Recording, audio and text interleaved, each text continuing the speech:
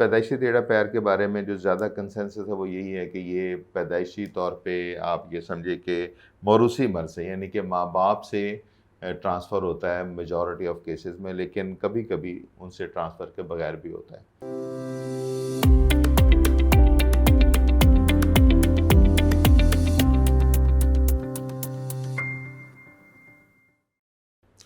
अस्सलाम वालेकुम नाज़रीन, मेरा नाम डॉक्टर अफ़ज़ल हुसैन है और मेरा आजकल मैं आईएससी ऑर्थोपेडिक हॉस्पिटल में एज ए चीफ़ कंसल्टेंट अपना फ़राइज़ अंजाम दे रहा हूँ।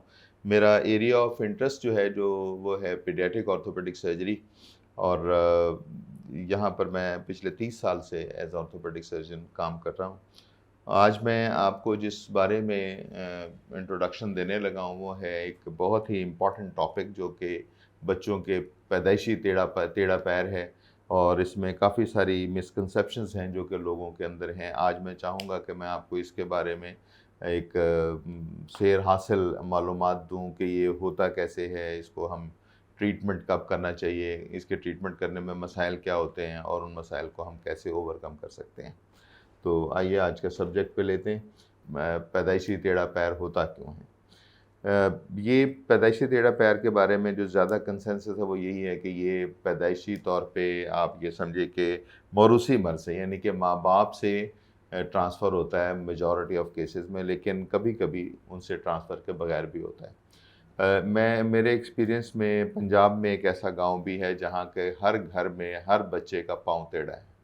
तो जिससे ये बात बड़ी वाज़ेह हो जाती है कि ये फैमिलीज़ में रन करता है और इसमें इसकी जो वजह है वो है मौरूसी मर्ज़, जेनेटिक एबनॉर्मेलिटी।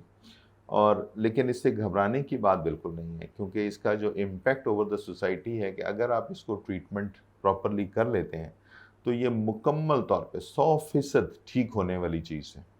इसको मतलब मुझे बड़ा सख्त अफ़सोस होता है अगर मैं किसी जवान बंदे को देखूं और वो पाँव को ऐसे टेढ़ा रख रख के चल रहा हो, तो ये मतलब बहुत ही ज़्यादा जिसको आप कहनी चाहिए इग्नोरेंस की वजह से ऐसा हो सकता है। लेकिन अगर आप फ़ौरन डॉक्टर के पास जाते हैं और डॉक्टर इसको इलाज करता है तो ऐसी कोई वजह नहीं कि ये पाँव सीधा ना हो। तो आप परेशान ना हो कि फैमिली में रन करता है तो आपको को बहुत ज़्यादा मुश्किल पड़ गई है। जब भी हो डॉक्टर से रब्ता कीजिए, ये ठीक हो सकता है।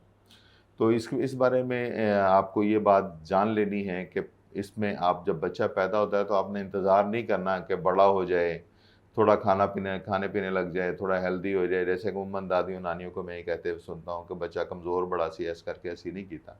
तो आप बच्चा जितना मर्ज़ी कमज़ोर हो, जैसे मर्ज़ी उसके हालात हों, आपने फ़ौरन डॉक्टर के पास आना है और उस पैर का इलाज शुरू कर देना है। और आपको मैं एक अच्छी बात जो बताऊँ कि अगर आप फ़ौरन डॉक्टर के पास आ जाते हैं पैदाइश के, तो 90% चांस है, 90% पेशेंट ऐसे हैं जिनको हम बग़ैर ऑपरेशन के सिर्फ प्लास्टर लगा के ठीक कर लेते हैं और ये काम 3 से 4 माह में मुकम्मल हो जाता है और 6 से 8 प्लास्टर लगते हैं, इसके बाद बच्चा नॉर्मल होता है। और अगर आप वो गोल्डन टाइम जो मैं समझता हूँ पैदाइश के फ़ौरन बाद का गोल्डन टाइम है, अगर आप उसको नेग्लेक्ट कर देते हैं तो फिर आपको काफ़ी सारे बच्चे ऐसे होंगे जिनको ऑपरेट कराना पड़ेगा और वो ज़्यादा तकलीफ़ देह अमल है। और आपको जो है ना इसका ये ज़हन में रखना है कि इलाज जो है बच्चे का, इसमें मैं अमूमन समझाने के लिए एक बात किया करता हूँ। मैं कहता हूँ देखिए, अगर मैंने बच्चे का इलाज किया, प्लास्टर लगाया या ऑपरेशन किया, तो आप इसको बिल्कुल ऐसे समझिए जैसे आपने बच्चे को अपने स्कूल में दाखिल किया। स्कूल में दाखिल करने का ये मतलब नहीं है कि बच्चा पढ़ लिख गया।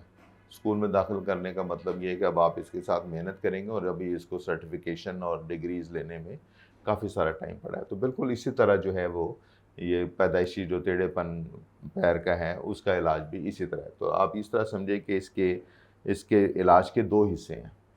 पहला हिस्सा ये है कि हमने पैर को सीधा करना है। तो पैर को जब सीधा कर लेंगे, और ये वाला काम जो है ना ये डॉक्टर्स का है, ये हमारा काम है, इसको हम कर लेंगे। लेकिन इसके बाद जो दूसरा पार्ट है, और ये वाला पार्ट जो है सिर्फ 6 से 8 दफ़ा हमने प्लास्टर लगाने हैं, तकरीबन 3 से 4 माह का टाइम है, ये गुज़र जाएगा और अच्छा गुज़र जाएगा, आप भी खुश हो जाएंगे, हम भी खुश हो जाएंगे। लेकिन असल टाइम इसके बाद शुरू होता है।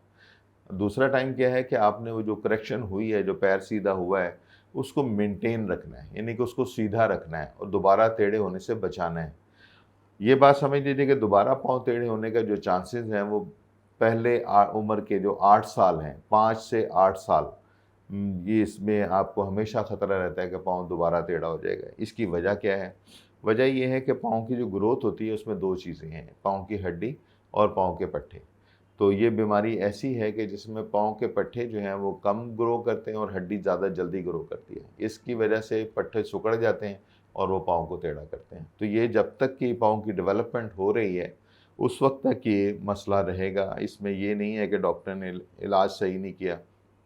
بیسک بات یہ ہے کہ آپ جو مجھے دقت ہوتی ہے اس کے علاج میں وہ یہی ہوتی ہے کہ جب پیرنٹس کے کام وقت آتا ہے اور جنہوں نے اپنے بچے کے لیے یہی کام کرنا ہے تو وہی اس میں نگلیکٹ شو کرتے ہیں، ڈاکٹر کے پاس پراپر ٹائم پہ وزٹ نہیں کرتے، جو ڈاکٹر ورزشیں بتاتے ہیں وہ ورزشیں نہیں کرتے، اور ایک دفعہ علاج کے بعد سمجھتے ہیں کہ پاؤں ٹھیک ہو گیا اور اب ہمیں کچھ کرنے کی ضرورت نہیں ہے۔ بالکل ایسے ہی بیہیویئر ہے جیسے آپ بچے کو اسکول میں داخل کرا دیں اور اس کے بعد سیر کرنے چلے جائیں بچوں کو اسکول میں چھوڑ کے، کہ اب بچہ تو خود ہی سرٹیفکیٹ میٹرک کر کے باہر نکل آئے گا۔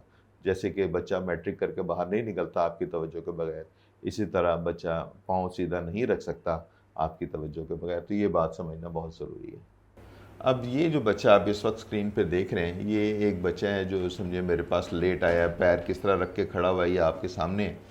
تو یہ اس سٹیج کے اوپر جب آپ لائیں گے مریض کو تو اس کو آپریٹ کرنا پڑے گا، لیکن سٹل مشکل ہو جاتا ہے علاج کرنا۔ ایک آپریشن ہے، ظاہر ہے آپریشن ایک تکلیف دہ عمل ہے اور ایک لمبا پروسیجر ہے اور اس کے ساتھ کچھ مسائل بھی ایسوسیٹڈ ہیں، لیکن اگر آپ کسی ایکسپرٹ کے پاس جاتے ہیں تو مسائل کم سے کم ہوتے ہیں اور رزلٹ اچھے سے اچھا ہوتا ہے۔ اسی کی ایگزامپل میں آپ کو دکھانے لگا ہوں۔ بائیں ہاتھ میں جو آپ کی تصویر نظر آ رہی ہے یہ آپریشن سے پہلے کی ہے، اور دائیں ہاتھ پہ جو تصویر نظر آ رہی ہے یہ آپریشن کے بعد کی۔ تو آپ دیکھ سکتے ہیں کہ پاؤں ماشاءاللہ آپریشن کے بعد صحیح ہو گیا، لیکن جو مسئلہ ہے وہ یہ ہے کہ ہمیں آپریشن کے بغیر اس کو ٹھیک کرنا چاہیے تھا اگر یہ اپنے وقت پر آتا۔ اب یہ میں آپ کو ایک کیس دکھانے لگا ہوں، اس میں بھی آپ دیکھ رہے ہیں کہ 3 تصویریں آپ کو نظر آ رہی ہیں، مختلف زاویے سے ہم پیر کے ٹیڑھے پن کو دکھانے کی کوشش کر رہے ہیں۔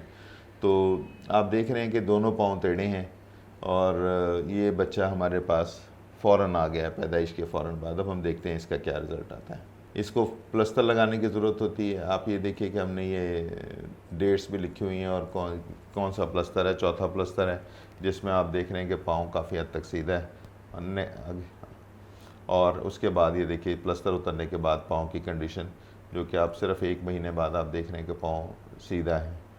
اور یہ اس کے بعد جو میں نے آپ کو بتایا تھا کہ بعد میں بچوں کو بعد میں بھی خیال رکھنا پڑتا ہے، تو اس کو بوٹ پہناتے ہیں۔ یہ ان بوٹس کی شکل ہے کہ جو بچے کو پہنانے چاہیے۔ پھر ہم نے یہ بوٹ پہنائے اور بچہ اس میں اب رہے گا کچھ عرصہ اور پھر آہستہ آہستہ اس کا پاؤں مکمل سیدھا ہوگا۔ یہ وہ مسائل ہیں، اور آخر میں آپ کو یہ بتا دوں کہ مجھ سے آپ نے رابطہ کرنے کے لیے نیچے دیے گئے فون نمبرز پہ آپ اپائنٹمنٹس لے سکتے ہیں، یا دوسرا طریقہ ہے کہ آپ ہیلتھ وائر کی ویب سائٹ پہ جا کے آپ مجھ سے اپائنٹمنٹ بک کر سکتے ہیں۔